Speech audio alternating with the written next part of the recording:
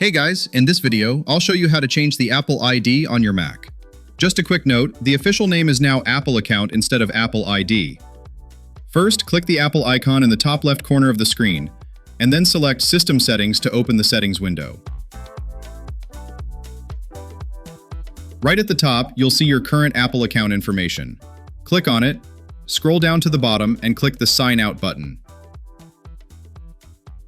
A new window will pop up asking if you want to keep a copy of data like your contacts, calendars, passwords, and keychain on this Mac. For example, the passwords you've saved in Safari. If you don't want to keep a local copy, just uncheck these boxes and then hit Continue. Next up, to turn off Find My Mac, the system will ask for your current Apple account password. Just type that in and hit Continue.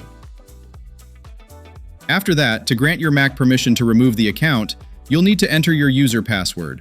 That's the password you use to unlock your Mac when it starts up, and then click OK. And just like that, you've successfully signed out of your old Apple account. Now, signing into the new one is really straightforward. In this window, click on Sign In and enter the email address for your new Apple account. Then, enter the password.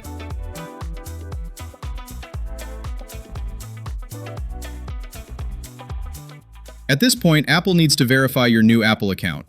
It will send a 6-digit verification code as a pop-up notification to your trusted devices. This could be an iPhone or iPad currently signed into that same account.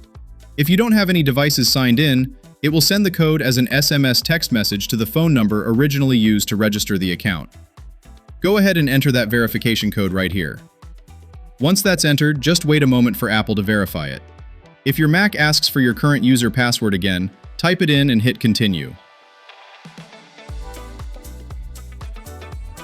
When you've successfully logged in, your new Apple account info will be updated at the top left corner.